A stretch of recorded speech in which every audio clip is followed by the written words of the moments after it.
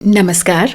आइए सुने सुप्रसिद्ध साहित्यकार श्री नर्मदा प्रसाद उपाध्याय जी का आकाशवाणी द्वारा किया गया ये साक्षात्कार, जो आकाशवाणी के विभिन्न केंद्रों पर प्रसारित हो चुका है। भेंट करता है श्री मुकाम सिंह चौहान। आइए सुनते हैं। नमस्कार श्रोताओं, इस कार्यक्रम में आज हम आपको एक ऐसे व्यक्तित्व से भेंट करवा रहे हैं जो हिंदी का एक ऐसा नाम है जिन्हें साहित्य, कला और संस्कृति के विभिन्न अनुशासनों में अध्ययन और सृजनात्मक योगदान के लिए जाना जाता है। उन्हें हिंदी में योगदान के लिए देश और विदेश से कई फेलोशिप, अनेक सम्मान और पुरस्कार प्राप्त हो चुके हैं। हम बात कर रहे हैं जाने माने साहित्यकार नर्मदा प्रसाद उपाध्याय की। उपाध्याय साहब, आपका बहुत बहुत स्वागत हमारे स्टूडियो में। जी धन्यवाद आपका। आपको साहित्य, कला और संस्कृति के जो पुट है वो आपको विरासत में मिले हैं। तो किस तरह से आपके परिवार में ये विरासत कैसे बनी? ये बड़ा प्रासंगिक आपने प्रश्न पूछा। मैं हरदा शहर से आता हूँ जी, जो नर्मदा जी के तट के ऊपर बसा हुआ है और आस्थावान लोगों की नगरी है। वहाँ की परंपराएं जो है वो साहित्यिक और सांस्कृतिक परंपराएं नर्मदा के तटों पर फलती फूलती रही जी। आचार्य महावीर प्रसाद द्विवेदी वहाँ रहे जी, और उसके बाद वहाँ कवियों का एक समूह था और सुकवि सरोज जो पत्रिका गया प्रसाद शुक्ल स्नेही निकालते थे छंद की जी, उसमें समस्या पूर्ति करने के लिए उस समय के जो युवा थे वो नियमित भाग लेते थे। उसमें मेरे दादाजी हुआ करते थे जो नियमित रूप से उसमें लिखते थे।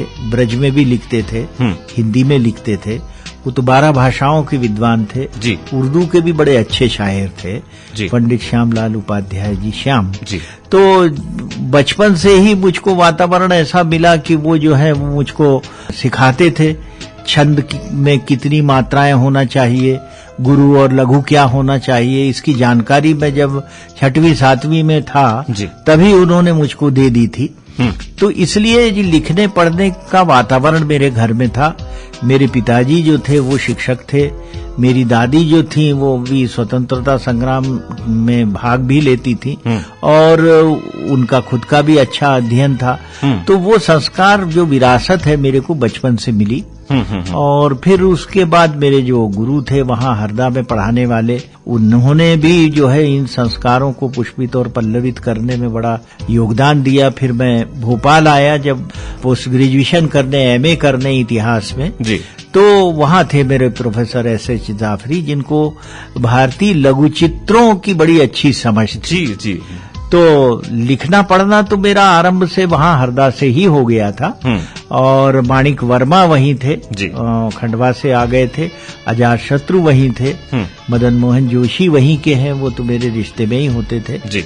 और फिर उसके बाद वहाँ जो वातावरण, दूसरे साहित्यकार थे वो भी नियमित रूप से लिखने पढ़ने का कार्य करते थे जी। तो वहाँ बैठ करके एक मंदिर है वहाँ वी शहर में, उस मंदिर में हम बच्चे थे, उनके साथ नियमित बैठते थे। हरदा का वातावरण बड़ा साहित्यिक वातावरण था। वह माणिक जी के कारण वहाँ नियमित कवि सम्मेलन होना और कवियों का आना जाना ये सब लगा रहता था। तो ये सब वातावरण मुझको वहाँ मिला। फिर ये परंपरा जो मुझको विरासत में मिली, वाणिज्यकर विभाग जैसे जी, मैं यही जानना चाह रहा था कि साहित्य के पुट तो आपको विरासत में मिले, लेकिन वाणिज्यकर विभाग तो बहुत अलग है। तो क्या आप ही की इच्छा थी या पिता की इच्छा थी कि आप वहाँ पहुँचे? नहीं, ये तो जो है वो स्वाभाविक रूप से आपकी जो वृत्ति और जो आपकी सृजनात्मकता है वो यदि बची रहे तो निश्चित ही इसमें आपके संस्कारों का योगदान होता है। एक छोटी सी, अभी आपने पूछा तो मुझको बात याद आई। एक प्रसंग है, मेरा कार्य विशेष रूप से राधा और कृष्ण के लघु चित्रों के ऊपर और उनकी कथाओं के ऊपर है जी। तो लीलाओं के ऊपर है। तो एक प्रसंग है जिसको पद्माकर ने अपने छंद में बांधा है। तो उसमें वो ये है कि होली खेल के आई राधा अपनी सखियों के साथ, तो आंख में उनके जो है वो अबीर और रंग घुले हुए थे, तो वो निकालने लगी, तो वो निकले नहीं। तो वो पूछती है सखी कि भाई ये क्या बात है, तो उन्होंने कहा आपका रंग निकला नहीं निकला, तो उन्होंने कहा कि आंखों में तो नंदलाल और गुलाल दोनों गए थे और बहुत कोशिश की मैंने, तो वो गुलाल तो निकल गया, अबीर तो निकल गया, लेकिन वो अहीर का छोरा जो है वो नहीं निकलता। वो बोलते एरी मेरी बीर जैसे तैसे ही नाखन सो, कढ़ी गयो अबीर पे अहीर तो कढ़े नहीं, अहीर नहीं निकला। तो वो जो वृत्ति मेरी थी लिखने पढ़ने की, संस्कार जो थे वो बचे रहे। बिल्कुल ईश्वर की कृपा से कहें या संस्कारों की प्रबलता से कहें कि वो बचे रहे, इसलिए फिर मेरा साहित्य और कला की यात्रा जो है वो समांतर रूप से चलती रही। तो पिताजी की क्या इच्छा रही थी कि आप बड़े होकर क्या करें? पिताजी की तो खैर, मेरे पिताजी शिक्षक थे और उन्होंने हरदा की 3 पीढ़ियों को पढ़ाया और उनकी इच्छा थी कि भाई बेटा जो है वो अपने लिखने पढ़ने की विरासत को आगे भी बढ़ाए और कुछ ऐसा करे। हम 5 भाई थे, एक बहन थी, पारिवारिक तौर के ऊपर भी वो जो है वो इतना सक्षम हो बने कि भाई अपने भाइयों को पढ़ाए और परिवार का भरण पोषण भी ठीक ढंग से हो। तो परिश्रम किया मैंने। मैं इतिहास में स्वर्ण पदक प्राप्त हूँ और फिर पब्लिक सर्विस कमीशन में जो है वो प्रथम आया। मैं 75 बैच का सेल्स टैक्स ऑफिसर हूँ और फिर उसके कारण क्या हुआ, सब बच्चों भाइयों को मैंने बुलाया, पढ़ाया और एक वातावरण फिर बनी गया घर में। तो सब बच्चे और फिर अब उनके बच्चे, मतलब मेरे जो नाती और पोते हैं वो भी सब अच्छे पढ़ लिख गए और नौकरियां करने लगे। तो वो सब उसी का परिणाम था। जी जी जी। तो आप इतिहास के छात्र रहे हैं? हाँ, मैं इतिहास का छात्र रहा और फिर इतिहास में भी कला इतिहास का। जी। छात्र मतलब कोई मैंने किसी विश्वविद्यालय से अध्ययन नहीं किया, लेकिन स्वाध्याय से।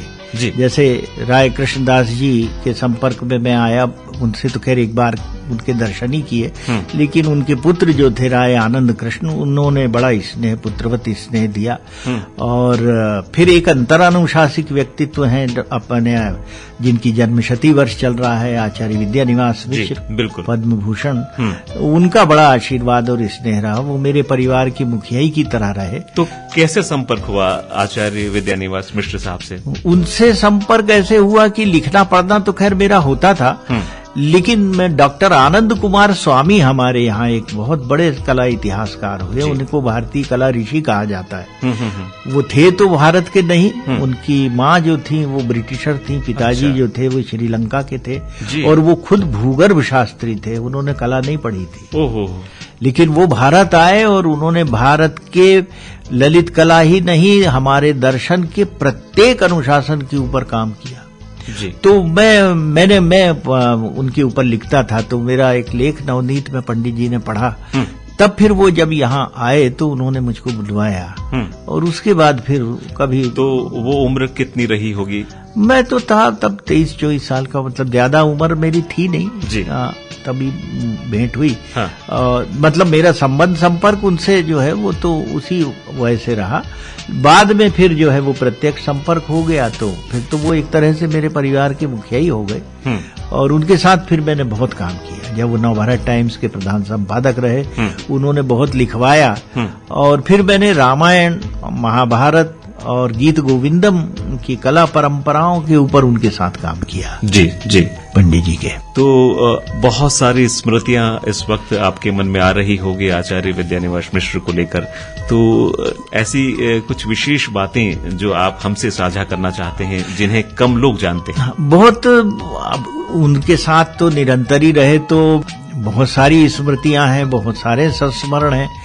लेकिन एक बात मैं यहाँ विशेष रूप से निवेदन करूं कि मेरी रुचि ये थी कि पंडित जी ने जो कुछ भी कला के पक्ष में काम किया है वो सामने नहीं आया। जैसा मैंने कहा कि वो तो दोनों अनुशासनों को, कला और साहित्य को जोड़ करके देख के और उसके आधार पे लिखने वाले एक बिरले साहित्यकार थे। तो मैंने उनसे कहा कि आपने गीत गोविंदम पे बहुत काम किया, जयदेव के और गीत गोविंदम पे काम किया है, तो आप इसके स्फुट लेखों को एक पुस्तक बना दीजिए।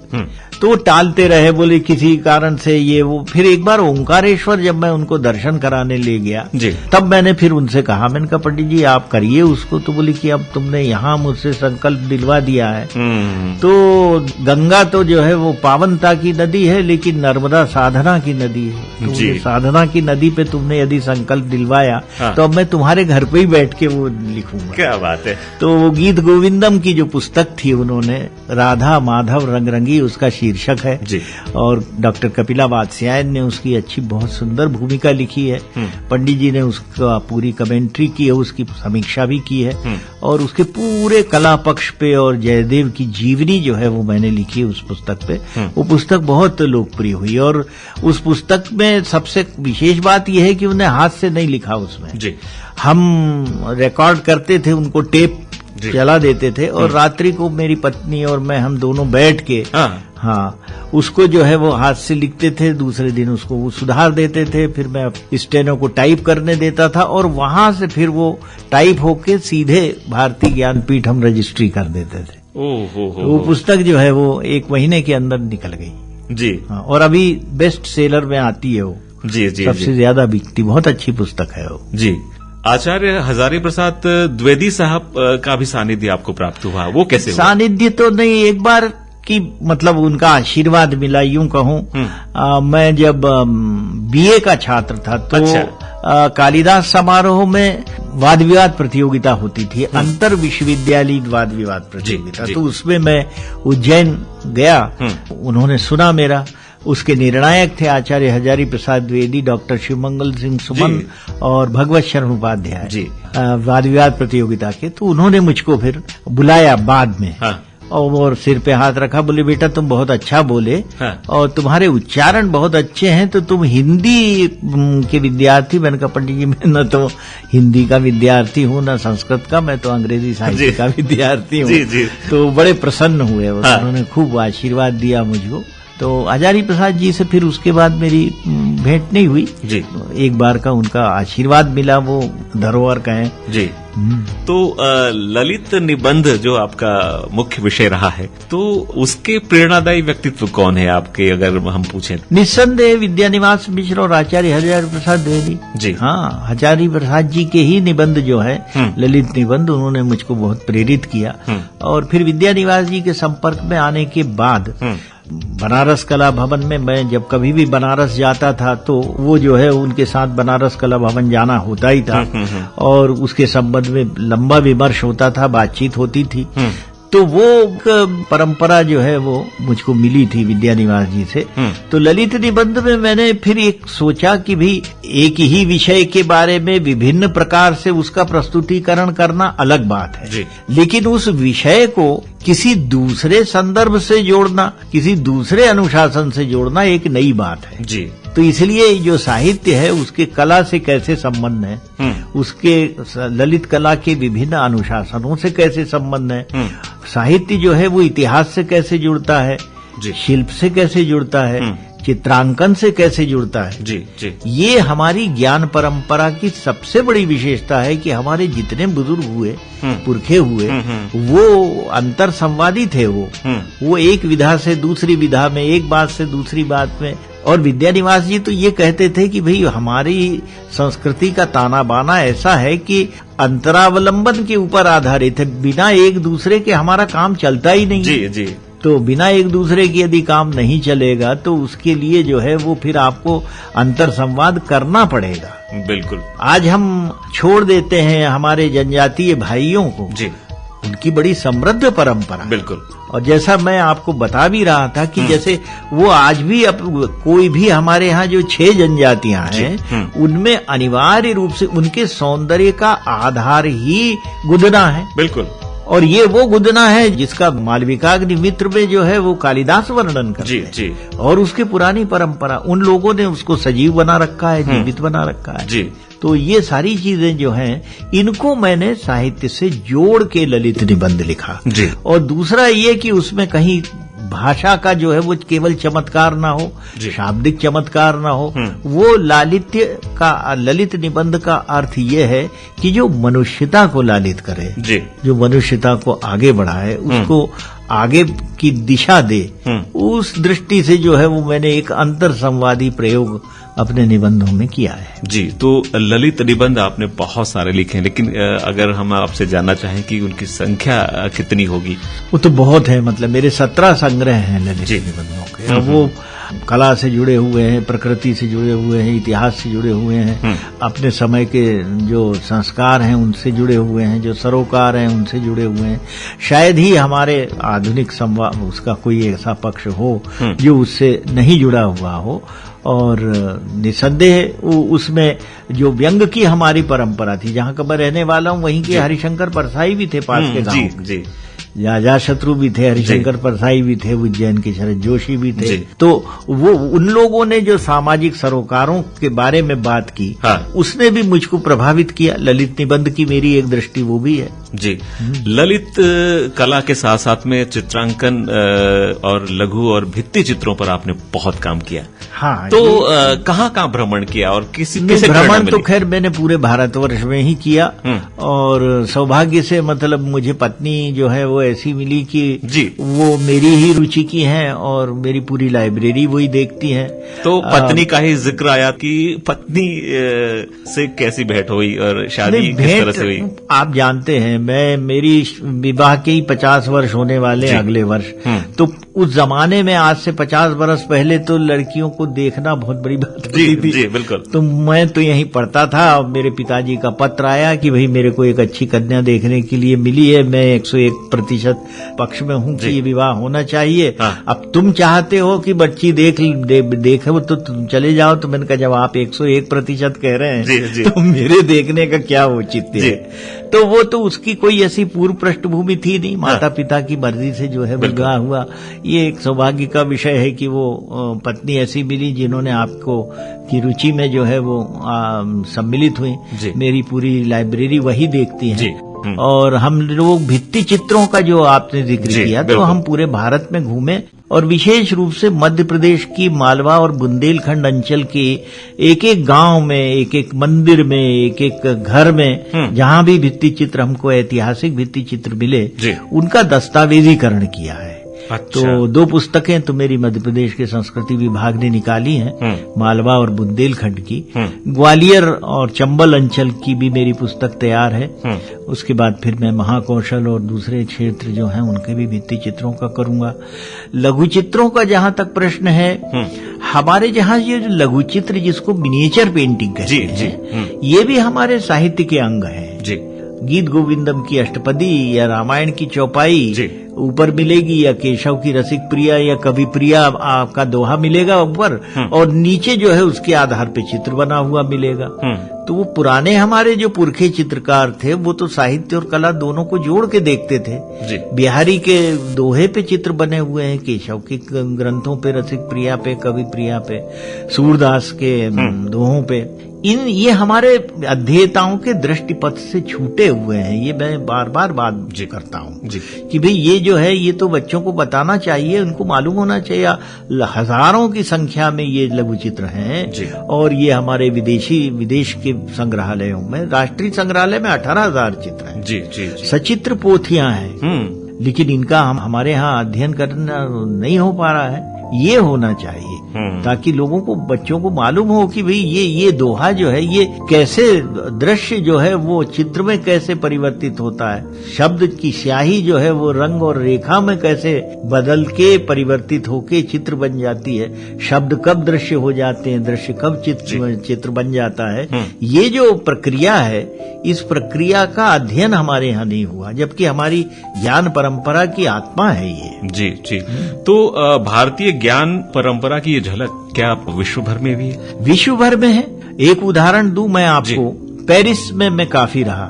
मेरे बेटे की पोस्टिंग भी थी, मुझको वहां बुलाया भी गया था। और मेरी वहां जो सबसे बड़ा म्यूजियम है, लूव्र म्यूजियम, जिसको मदर म्यूजियम कहते हैं वर्ल्ड का, जहां मोनालिसा रखी हुई है, उसके ऊपर मेरी पुस्तक भी आ रही है। तो वो पेरिस के अंदर वहां का जो राष्ट्रीय संग्रहालय है उसको म्यूजी गियुमे कहते हैं। वहां की जो क्यूरेटर हैं डॉक्टर आमिना ताहा हुसैन ओकाडा जी, उन्होंने क्या किया मालूम आपको? हमारे यहाँ इस काम की कल्पना नहीं कर सकते। वो 10 वर्षों तक पूरे विश्व के 25 देशों में घूमी जी, जहां रामायण की परंपराएं हैं। हाँ। वहां के संग्रहालयों में गई, व्यक्तिगत संग्रहों को उन्होंने खंगाला। हाँ। और वहां से उन्होंने 11,000 चित्र 10 साल में इकट्ठे किए। उनमें से 650 चित्र छांटे और 6 खंडों में उन्होंने फ्रेंच में वाल्मीकि रामायण प्रस्तुत की है। क्या बात। ये कल्पना हमारे यहाँ नहीं कर सकते हैं। जी। मैं डॉक्टर हर्ष दहेजिया जी के साथ अंग्रेजी में काम करता हूँ। जी जी। वो कनाडा विश्वविद्यालय, कार्लटन विश्वविद्यालय के विभागाध्यक्ष हैं जी। फाइन आर्ट्स के। हाँ। रहे हैं और पेशे से डॉक्टर हैं जी। एमडी हैं मुंबई से। हाँ। उनके पिताजी आईसीएस ऑफिसर थे जी। पूरी तरीके से भारतीयता के रंग में रंगे हुए। उनके साथ मैंने अमरूक शतक से लेके कालिदास के ग्रंथों के और रामायण की और बुंदेलखंड की चित्रांकन परंपरा पे काम किया है। जी। ये ज्ञान परंपरा का एक अनिवार्य अंग है। पुरस्कारों की बात करें तो अब तक कितने पुरस्कार, कहाँ से पुरस्कार मिल चुके हैं? मेरे को सबसे अच्छी मतलब प्रसन्नता हुई, एक तो राष्ट्रीय पुरस्कार मुझको कुबेरनाथ राय जी के ग्रंथों के स्मृति में मिला। हाँ। उनकी पूरी रचनावली अभी 13 खंडों में मैंने संपादित की है, जो प्रकाशित हुई है। हाँ। और राहुल जी के नाम पे मुझको केंद्रीय हिंदी संस्थान का पुरस्कार मिला। फिर कलाभूषण पुरस्कार उत्तर प्रदेश हिंदी संस्थान का मिला। ये पुरस्कार कुछ ऐसे हैं जो आपको संतोष देते हैं कि ठीक है। मध्य प्रदेश संस्कृति विभाग द्वारा भी आपको हाँ वो दिया, कुबेरनाथ राय पुरस्कार दिया। फिर मेरे को इसके पहले मुकुटधर पांडे पुरस्कार भी मिला मध्य प्रदेश के संस्कृति विभाग की ओर से। आपकी दिनचर्या क्या रहती? क्योंकि आपने लगभग 40 वर्ष वाणिज्य कर विभाग में नौकरी की और उसके साथ में साहित्य की सेवा तो आप निरंतर कर रहे हैं, तो कैसी दिनचर्या रहती थी? दिनचर्या तो मैं आपसे बताऊं कि जब मैं मतलब सेवानिवृत्ति के बाद मैं और अधिक व्यस्त हो गया हूं। जी। हालांकि मैं मतलब मध्य प्रदेश में वाणिज्यिक कर विभाग में पहला डायरेक्टर हूं जी, और सीनियर मोस्ट मतलब वरिष्ठतम अधिकारी रहा जी। और वाणिज्यिक कर विभाग में भी अच्छे काम के लिए सरकार ने मुझको 1 लाख रुपए का पुरस्कार दिया था। जी। लेकिन फिर सेवानिवृत्ति के बाद अब ये अवसर मिला है तो मैं केवल साहित्य और कला के लिए ही अपना समय दूं। तो मैं तो मतलब सुबह जल्दी उठ जाता हूं 5 बजे और दिनचर्या मेरी शुरू हो जाती है। 1 घंटे सुबह पढ़ता हूं, घूम घाम के आए। हाँ। और उसके बाद फिर जो है वो मेरा स्टेनो आ जाता है तो मैं 3 घंटे फिर उसके साथ काम करता हूं। और शाम को फिर मैं अपना अध्ययन करता हूं, लिखता हूं। परिवार में कौन कौन है आपके अभी? हम लोग 5 भाई हैं जी, और 1 बहन मेरी। तो अच्छी बात आपको लगेगी, मेरी बहन जो है वो सिडनी में है, ऑस्ट्रेलिया में जी। पिछले 25-30 वर्षों से। और उसने वहाँ एक विद्यालय खोला है जो बच्चों को वो अपनी भारतीयता के संस्कार वहाँ लेके गई। हमारी दादी या अपने घर में जैसे बताते हैं ना कि गेरू से, राम रस से, अपनी जो देशज चीजें हैं, हाँ। पत्तों के रस से, इनसे जो है वो आप चित्र बनाओ। तो उसने वहाँ ये कहा कि भाई यदि अपने को देश को प्रदूषण मुक्त रखना है हाँ। तो प्रदूषण मुक्त चीजों से बच्चों से उसने चित्र बनवाए। जी। ये उसने एक नवाचार आरंभ किया। जी। तो वो वहां के लिए नई चीज थी। तो अभी उसको परसों जो है पूरे न्यू साउथ वेल्स के सर्वश्रेष्ठ स्कूल और सर्वश्रेष्ठ शिक्षक के रूप में सम्मानित किया वहां की सरकार जी। ने। अरे मेरे 3 बच्चे हैं। बड़ी बेटी है, उसने MBA किया है जी।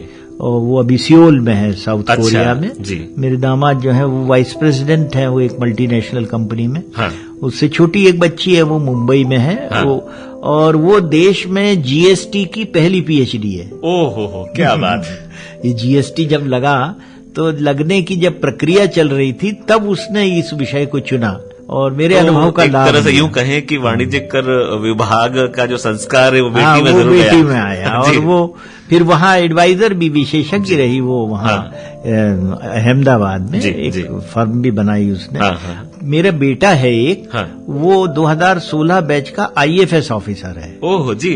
भारतीय विदेश सेवा का मेरिट में आया था वो। हाँ। और अभी वो प्रथम सचिव है विदेश विभाग में, सियोल में ही, साउथ कोरिया में। क्या नाम है उनका? 3 बच्चे, उसका नाम है नमन उपाध्याय। जी जी जी। वो भी हिंदी का बड़ा में लिखता है और लघु चित्रों का उसको बड़ा शौक है। मेरे साथ काम करता था वो। तो उसने मिनिएचर पेंटिंग्स पे भी काम किया है, कुछ नई शैलियों पे। और हिंदी में लिखता भी है। तो भारतीय ज्ञान परंपरा का विस्तार विश्व भर में हो रहा है। हाँ, भारतीय ज्ञान परंपरा अपने आप में एक बड़ी बिरली परंपरा है। जैसा मैंने आपको बताया ना, हाँ। हम लोग दुर्भाग्य से अब उस तरफ नहीं सोचते या करते, लेकिन विदेशों में ये काम बहुत हो रहा है। हमारे यहाँ का जो अंतरानुशासनिक का अध्ययन है, ये विदेश में बहुत हो रहा है। हाँ।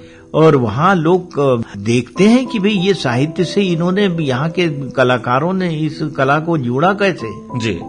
भारतीय कला का उद्घोष ये है कि भाई आप अपनी निजता समाप्त कर दो, आप व्यक्ति के रूप में रहो ही नहीं, आप लोक में समा जाओ। जी। तो वो समग्रता है, वसुधैव कुटुंबकम कहते हैं हम। फिर दूसरी बात यह है कि उसमें समग्रता होनी चाहिए, सब कुछ समेटना चाहिए, वो है। फिर आपकी प्राकृतिक सौंदर्य होना चाहिए, वो है जी। और फिर उसके बाद माधुर्य होना चाहिए, तो वो हरिणी या विश्वास, आत्मविश्वास एक दूसरे के प्रति कितना है कि सबसे कोमलतम आंख है और सबसे कठोर जो है वो सींग है, लेकिन उनका विश्वास है।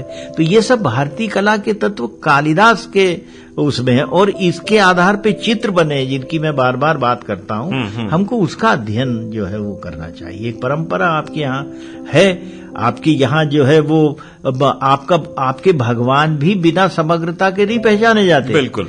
जब तक राम के हाथ में धनुष ना हो तब तक राम नहीं है, जब तक कृष्ण के हाथ में बांसुरी नहीं हो तब तक कृष्ण नहीं है, जब तक बुद्ध के पीछे तेजो वलय ना हो गोल तब तक वो बुद्ध नहीं पहचाने जाते। जी। तो आपके यहाँ की तो पहचान ही सबको समेटने से, सबको अंतरावलंबन एक दूसरे के ऊपर निर्भर रहने से बनती है। वो पहचान आदमी की पश्चिम की कला जैसी नहीं है कि उसके अंदर हरक्यूलिस कैसा है तो उसकी मांसपेशी और बाहें बता रहे हैं, उसका चेहरा बता रहे हैं। हमारे यहाँ नहीं है जी।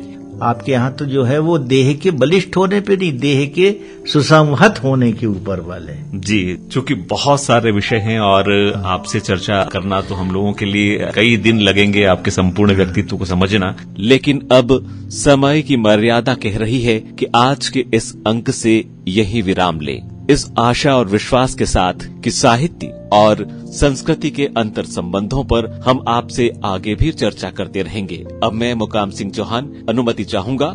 नमस्कार।